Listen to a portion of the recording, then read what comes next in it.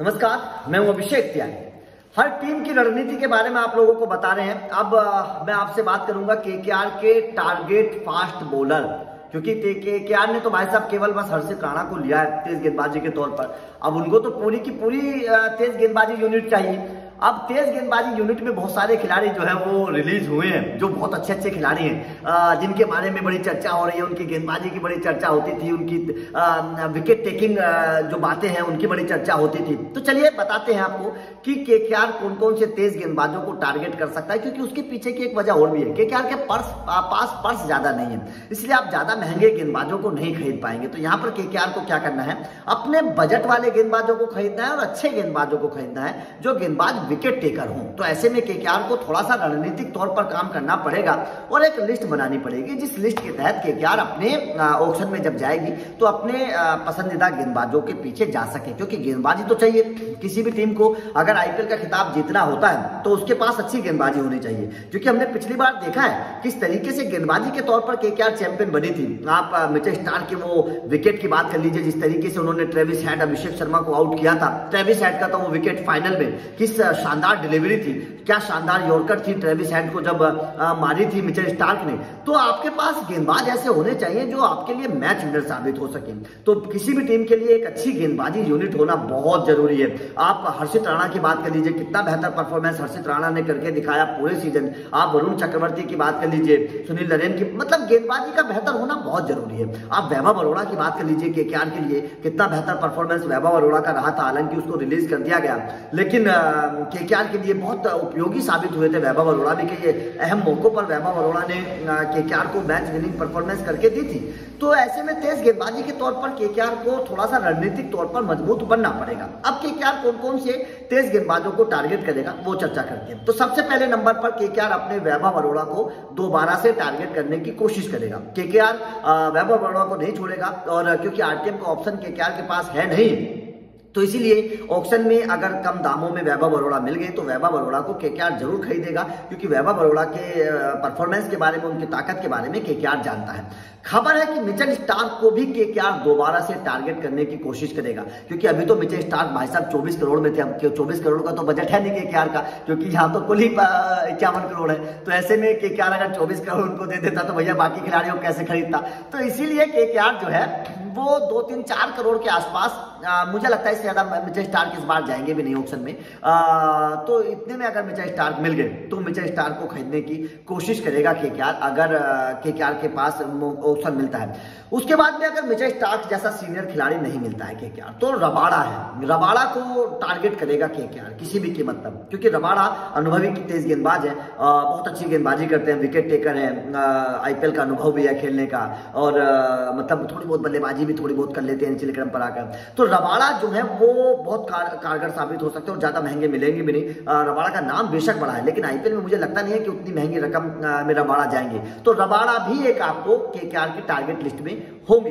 उसके बाद में जोफ्रा आर्चर इस बार आ रहे हैं, अनुभवी गेंदबाज हैं, कमाल के गेंदबाज हैं, विकेट टेकर गेंदबाज हैं, और मुझे लगता नहीं है कि जोफ्रा आर्चर भी ज्यादा महंगे जाएंगे। 3-4-5 करोड़ रुपए में शायद आपको एक अच्छा गेंदबाज मिल जाएगा। जोफ्रा आर्चर जैसा गेंदबाज अगर आपको मिल जाए, जो ऊंचे कद से आता है, रफ्तार उसके पास है, विकेट टेकिंग उसके पास है, बाउंसर तो बहुत शानदार मारते हैं आर्चर, तो जोफ्रा आर्चर भी मेरे हिसाब से केकेआर की टारगेट लिस्ट में होंगे, अगर ज्यादा महंगे नहीं मिले तो। ये एक है। उसके बाद में मोहम्मद शमी के पीछे केकेआर एक बार फिर से जाएगा, और मुझे ऐसा लगता है कि शायद आईपीएल तक मोहम्मद शमी फिट भी हो जाएंगे।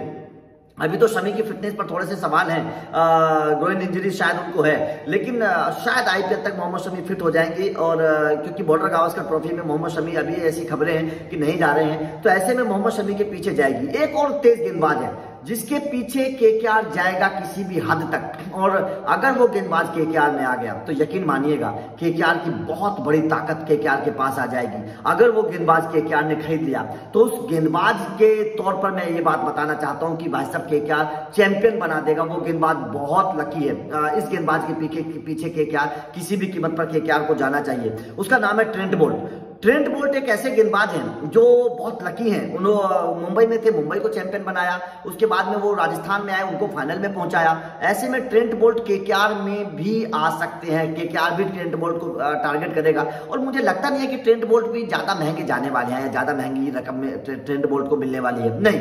मेरे हिसाब से ट्रेंट बोल्ट भी 6-7 करोड़ के आसपास ही शायद रह जाएंगे। और इतनी रकम तो ट्रेंट बोल्ट के पीछे यार किसी एक अच्छे गेंदबाज के पीछे केकेआर खर्च कर सकती है, इतनी रकम तो खर्च कर सकती है। उसके बाद में देखिए अर्शदीप सिंह का नाम भी है, लेकिन अर्शदीप सिंह मुझे लगता है कि बहुत महंगे दामों में इस बार बिकने वाले हैं, तो अर्शदीप सिंह तो शायद बजट से बाहर चले जाएंगे। लेकिन भुवनेश्वर कुमार ये एक केकेआर की टारगेट लिस्ट में है। भुवनेश्वर कुमार को केकेआर 100% किसी भी कीमत पर टारगेट करेगा, 100% केकेआर किसी भी कीमत पर टारगेट करेगा। और देखिए भुवनेश्वर कुमार के नाम एक रिकॉर्ड है, मैं आप लोगों को बता देता हूं। आईपीएल के इतिहास में सबसे ज्यादा डॉट बॉल डालने का रिकॉर्ड भुवनेश्वर कुमार के नाम है। पहले ओवर में विकेट चटकाने वाले गेंदबाज भी हैं, बहुत ज्यादा पावर प्ले में आपको ब्रेक थ्रू देते हैं भुवनेश्वर कुमार। शुरुआत के ओवर्स में बहुत खतरनाक गेंदबाजी करते हैं। तो मेरे हिसाब से भुवनेश्वर कुमार जो है वो बहुत कमाल के रह सकते हैं और बहुत सस्ते दामों में मिल जाएंगे। तो भुवनेश्वर कुमार आपके पास आ सकते हैं, कमाल के गेंदबाज हैं।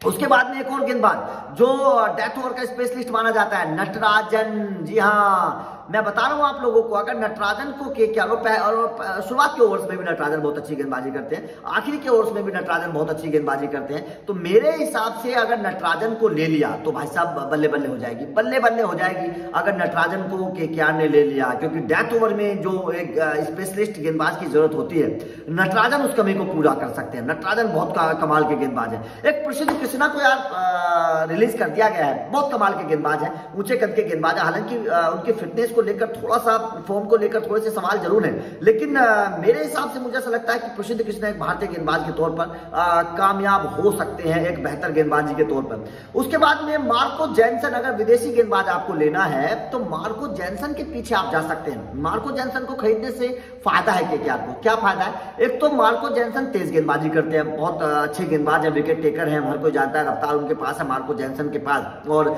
विकेट टेकर है। मार्को जैनसन गेंदबाजी के साथ साथ बल्लेबाजी भी करते हैं, आपको एक बेहतर ऑलराउंडर मिल जाएगा, आपके पास बल्लेबाजी नीचे तक आ जाएगी। तो Trent Boult, Marco Jansen, Bhuvneshwar Kumar और मोहम्मद शमी, ये 4-5 खिलाड़ी ऐसे हैं जिनको खरीदने से केकेआर को बहुत फायदा होगा। मार्को जैनसन को तो अगर आपने खरीद लिया तो ये समझ लो कि आंद्रे रसल खरीद लिया आपने, दूसरा आंद्रे रसल खरीद लिया अगर मार्को जैनसन को आपने खरीद लिया, क्योंकि उसी तरीके की बल्लेबाजी निचले क्रम पर आकर मार्को जैनसन करते हैं। एक है नवीन उल हक। नवीन उल हक की गेंदबाजी से यार मैं बड़ा संतुष्ट हूँ, बहुत बेहतर गेंदबाजी करता है। लखनऊ में थे, कमाल का गेंदबाज है यार नवीन उल हक, और पावर प्ले में तो भाई साहब खतरनाक साबित होता है, बहुत बेहतर गेंदबाजी करता है। विराट कोहली जैसे खिलाड़ियों को अगर परेशान कर सकता है, विकेट चटका सकता है नवीन उल हक, तो आप सोचिएगा कि किस श्रेणी का गेंदबाज है नवीन उल हक। अगर नवीन, और ज्यादा महंगे भी नहीं मिलेंगे, जब अफगानिस्तान के खिलाड़ी बेचारे ज्यादा महंगे जाते नहीं है, तो अगर नवीन उल हक को ले लिया जाता है तो बहुत कारगर साबित हो सकते हैं केकेआर वाले। एक गेंदबाज और है जो बहुत सस्ता मिलेगा और बहुत कारगर है, मोहित शर्मा। मैं बता रहा हूं, गुजरात को मोहित शर्मा ने बना दिया भाई साहब, कमाल की गेंदबाजी मोहित शर्मा करते हैं। अगर मोहित शर्मा जैसे खिलाड़ी को ले लिया, मोहित शर्मा जैसे खिलाड़ी को टारगेट कर लिया केकेआर ने, तो यकीन मानिएगा केकेआर के लिए सोने पे सुहागा हो जाएगा। क्योंकि मोहित शर्मा यार कमाल के गेंदबाज हैं, कमाल के गेंदबाज हैं, और बहुत कम दामों में मोहित शर्मा आपको मिल जाएंगे, बहुत कम दामों में मोहित शर्मा आपको मिल जाएंगे। और कमाल की गेंदबाजी आपने तो देखी है शुरुआत के पावर प्ले में, डेथ ओवर में भी किस तरीके की गेंदबाजी करते हैं। मोहित शर्मा के पास एक जो स्लोअर्स है ना, जैसे भुवनेश्वर कुमार के पास स्लोअर्स है, उसी तरीके से मोहित शर्मा के पास भी एक बहुत कारगर स्लोअर्स है जो आखिरी के ओवर्स में बड़ा काम करती है, और मोहित शर्मा की वो स्लोअर्स बहुत कारगर साबित होती है डेथ ओवर्स में। तो मोहित शर्मा और भुवनेश्वर कुमार ये वो खिलाड़ी हैं, नटराजन, जो डेथ ओवर के स्पेशलिस्ट माने जाते हैं, और डेथ ओवर में इनके खिलाफ रन बनाना उतना आसान है नहीं, तो इसीलिए ये भी एक कारगर साबित हो सकता है मोहित शर्मा भी अगर आपने ले लिए। क्योंकि ये तीनों गेंदबाज, आप नटराजन की बात कर लीजिए, भुवनेश्वर कुमार की बात कर लीजिए, मोहित शर्मा की बात,